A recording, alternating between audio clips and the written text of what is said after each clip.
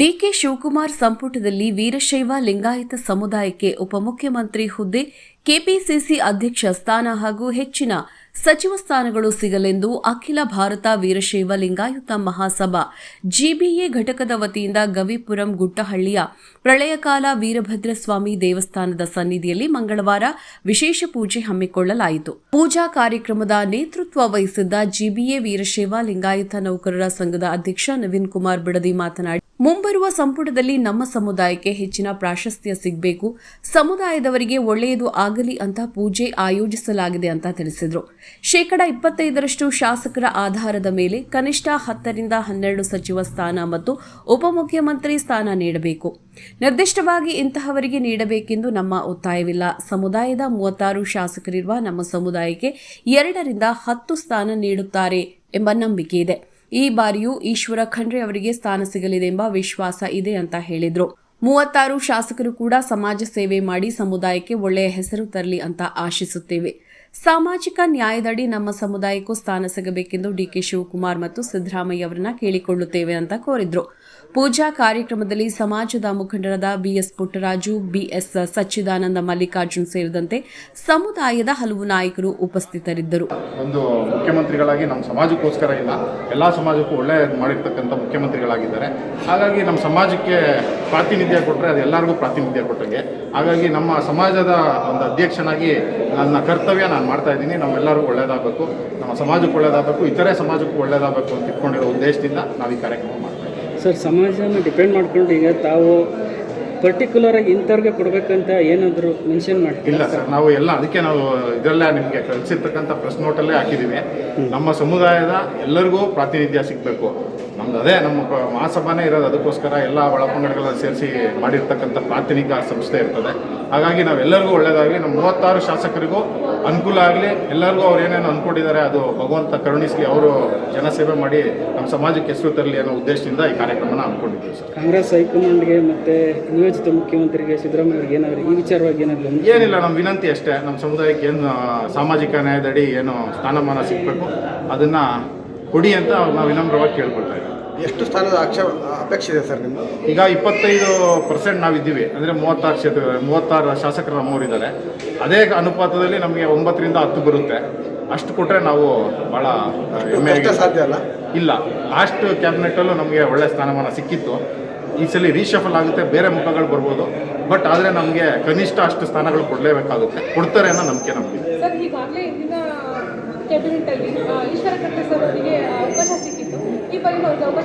ಖಂಡಿತ ಸಿಗುತ್ತೆ. ಅವರು ನಮ್ಮ ಸರ್ವೋಚ್ಚ ನಾಯಕರು, ಮಹಾಸಭಾ ರಾಷ್ಟ್ರೀಯ ಅಧ್ಯಕ್ಷರು.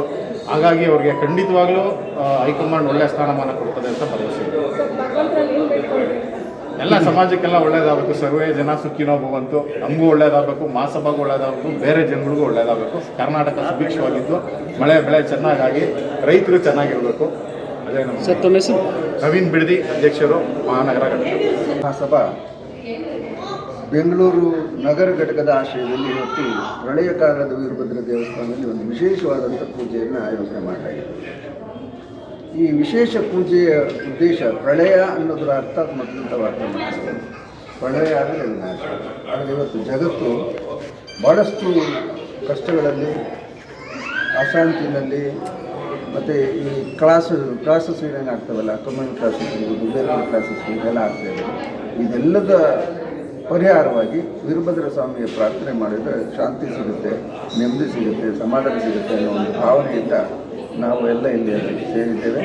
ಭಾಳ ವಿಶೇಷವಾಗಿ ಸರ್ಕಾರಗಳು ಬರ್ತವೆ ಹೋಗ್ತವೆ, ಬದಲಾವಣೆಗಳಾಗ್ತಾನೆ ಇರ್ತವೆ.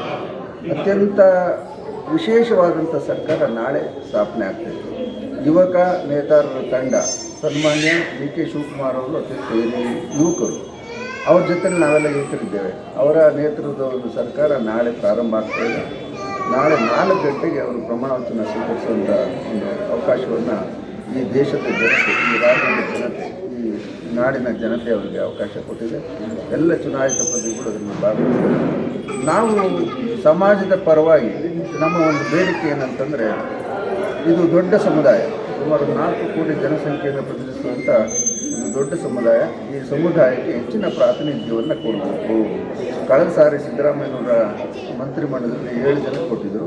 ಈ ಸತಿ ಇನ್ನೂ 1-2 ಪಟ್ಟು ಜಾಸ್ತಿ ಕೊಡಬೇಕು ಅಂತೇಳಿ ನಮ್ಮ ಒತ್ತಾಯ ಇದೆ. ಹಾಗೆ ಏನು ಬರುವ 8ನೇ ತಾರೀಕಿಂದ ವಿಧಾನ ಪರಿಷತ್ತಿನ ಚುನಾವಣೆ ನಡೀತಾ ಇದೆ, ರಾಜ್ಯಸಭಾ ಚುನಾವಣೆ ನಡೀತದೆ. ಅದರೆಲ್ಲದೂ ಕೂಡ ವೀರಶೈವ ಲಿಂಗಾಯತ ಅಭ್ಯರ್ಥಿಗಳನ್ನು ಪರಿಗಣನೆ ಮಾಡಬೇಕು, ಸಮುದಾಯಕ್ಕೆ ಅವಕಾಶಗಳನ್ನು ಕೊಡಬೇಕು.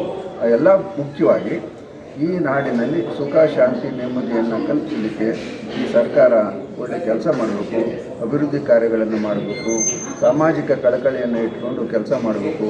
ಅದಕ್ಕಾಗಿ ವೀರಭದ್ರ ಅವರೆಲ್ಲರಿಗೂ ಒಳ್ಳೆಯದು ಮಾಡಬೇಕು, ಆಶೀರ್ವಾದ ಮಾಡಬೇಕು ಅಂತೇಳಿ ತಮ್ಮೆಲ್ಲರ ಪರವಾಗಿ ಅಖಿಲ ಭಾರತ ವೀರಶೈವ ಲಿಂಗಾಯತ ಮಹಾಸಭೆಯ ಪರವಾಗಿ ಮತ್ತು ನಮ್ಮ ಬೆಂಗಳೂರು ನಗರದ ಅಧ್ಯಕ್ಷರ ಪರವಾಗಿ ನಮ್ಮೆಲ್ಲ ಸಮುದಾಯದ ಪರವಾಗಿ ನಾನು ಪ್ರಾರ್ಥನೆ ಮಾಡ್ತೀನಿ. ಮತ್ತೊಂದು ನಮ್ಮ ಈಗ ಇದ್ರದ್ದು ನಮ್ಮ MLC ಎಲೆಕ್ಷನ್ ಬರ್ತಾ ಇದೆ.